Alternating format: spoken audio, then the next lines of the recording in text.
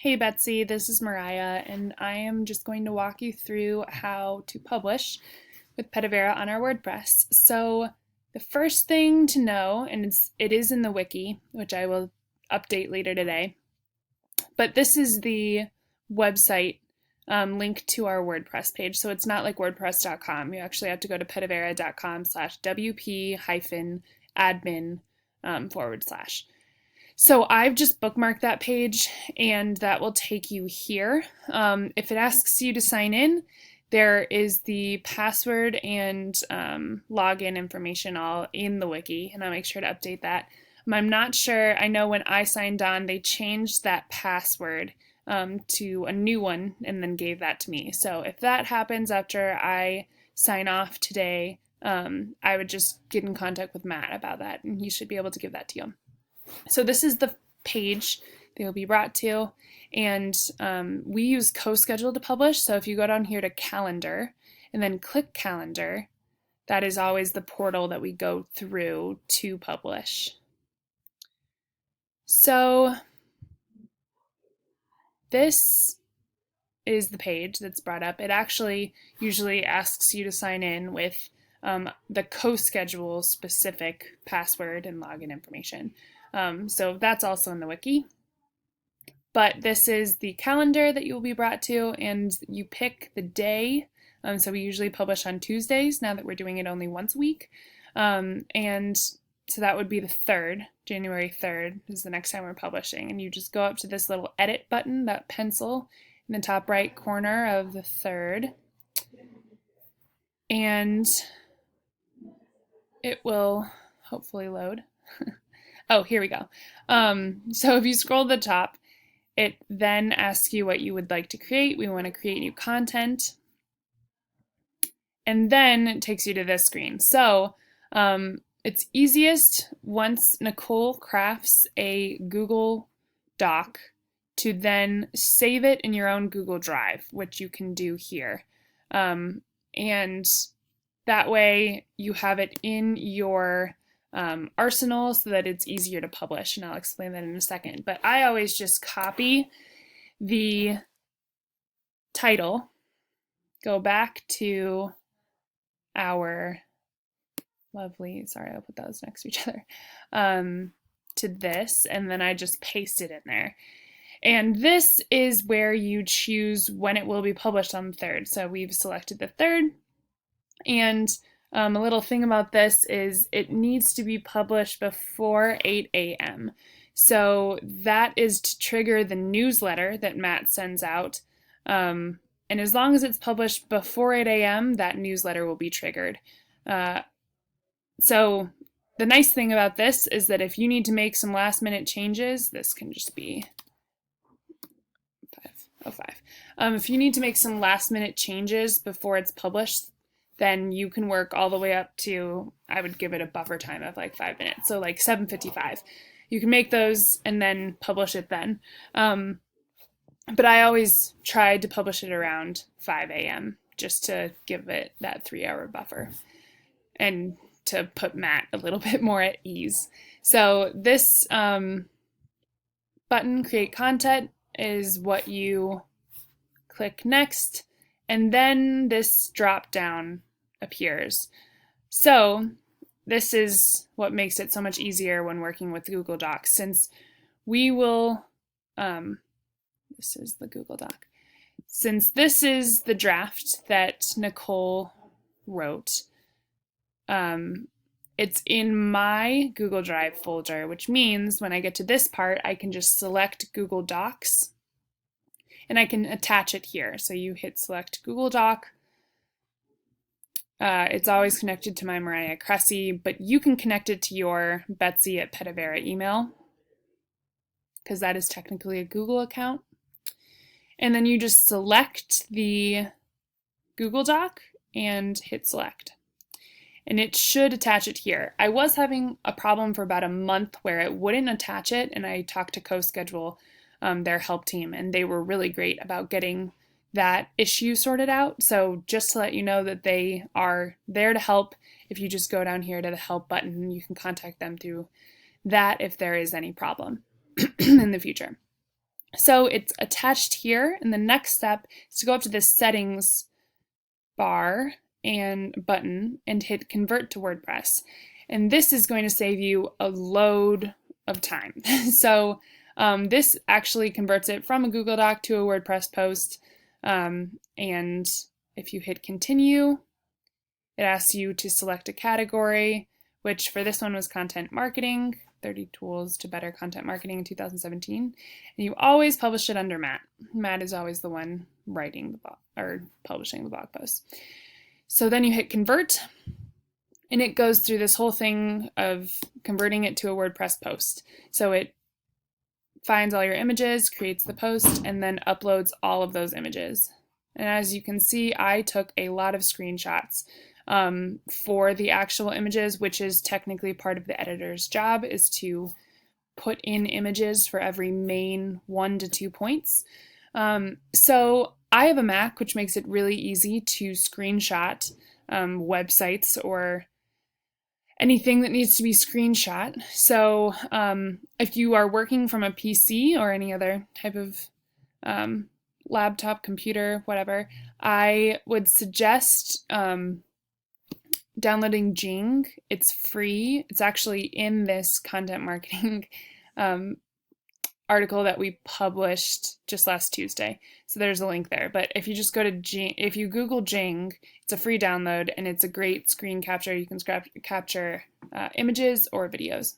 So if you just go down, if you see this is all green check marks and you hit continue, it'll take you up here. Great news, your content has been successfully converted to WordPress. So as long as there's a green check mark, everything's great. Sometimes it does not convert certain screenshots or images. I don't know why it's had problems in the past with that. So that's just something, errors will occur here and you'll be able to see which images weren't converted or if there's another type of problem.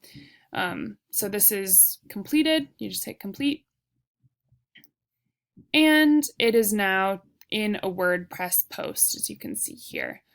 So the next thing I usually do is I add a social campaign so that I don't forget about it later. So this you can do by yourself. Matt has created an easy template that I usually used. So that's called the social template default, and I just hit apply. It loads it all up. You can see all of the different accounts, social media accounts it publishes on. And usually actually I included a week after publish, I would just add that there. So like, oh, did you see what you missed last week? And that would be published on a social media account that I chose.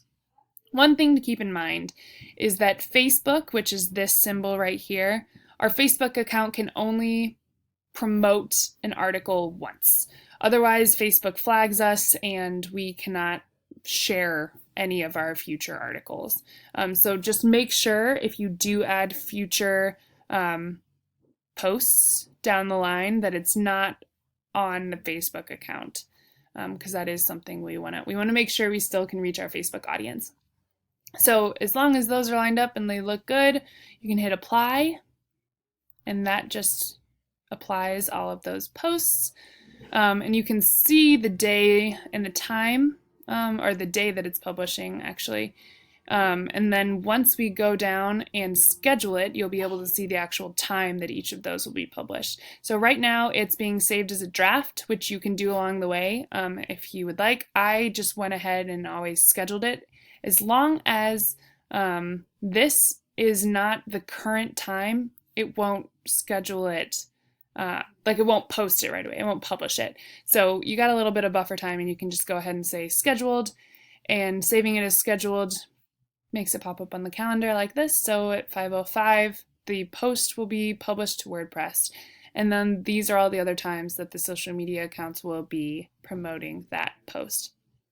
So I usually like halfway through would save it as scheduled, just to make sure that it's locked in there, that if for some reason my internet broke down, nothing would be lost. So then I would click back in there. This would all come up again, and this is where we have to do the final edit, because even though it converts it from a Google Doc into WordPress, it doesn't catch all the formatting, and that's just something we want to make sure is applied before we publish it. So if you hit this button, Edit in WordPress, it'll open the WordPress post.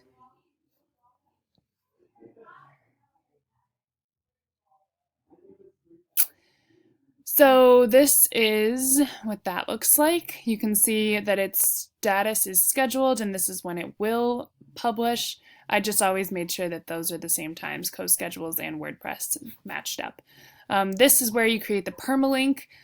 For a while there, I had an SEO editor that actually helped us better make our permalinks for those keywords, those hotspot SEO keywords. That's something that I read up on once our SEO editor dropped off, but it's just making it easiest. The key thing is making it easiest for people to find in the future. So just as far as the small editing done in this actual post, the title is already up here. So we don't want a duplicate title in the post, so I always just deleted that. So the image, the header image that Juco makes should be top of the post. So all of the images in the actual post need to be aligned center. That's something that WordPress unfortunately does not pick up on, even if we center them in the Google Doc. So I just go through and hit align center after selecting each of the images. And then I would go through and just do a final edit, final read through to make sure I caught all the edits. That was just my process. Obviously, you'll have your own. So this is a header, right? This is the content marketing tool number 1, and then under it is the content marketing tool. So because the actual title of this WordPress will be in heading 1, this will actually be heading 2. All of the bigger subtitles will be heading 2, and then again, make sure that the image is centered. And all of the titles that fall under the heading 2 will be heading 3. And usually that's all we got down to. Heading 3 we didn't have anything as far as an outline that goes under heading 3. So these things are on the same level, and so I'd put them both at heading 3. And then we're back to the content marketing tool number 2. So that again would be heading 2. So I just went through every article I go through and make sure that that is consistent with kind of the outline and the skimmability that we're looking for in each article. You can also go through and make sure that all of the links work. I've had no problem with those in my 3 months publishing with them, so that's something that as long as it's highlighted, I assume it's going to work. Once it's converted, I make sure that in the actual Google Doc, original Google Doc, that link works. So, other things. I think, over here, this should be the category that you selected at the beginning when you scheduled to publish it. This is something to make sure that our newsletter gets out. You need to tag it as newsletter. That is the only tag that should go in this area. I, at the beginning, made the mistake of thinking more tags means more views. It does not. If you enter anything other than newsletter, it really screws up the newsletter process, and that newsletter does not fire off in time. So make sure that you enter newsletter, and that as long as this post is published before 8 a.m., that newsletter will go out. The only other thing in this part of WordPress is making sure this is the only SEO, it's all-in-one SEO pack. This is the only plugin we use. So I usually take a description from the actual article that kind of summarizes what this post is about and kind of teases a little bit of what the reader will find in this article. Less than 160 characters, I just paste it here, and then this I make sure are the big SEO keywords separated by commas. So that's basically it. And then I always make sure update is what you want to press to make sure that your settings have saved, your edits have saved.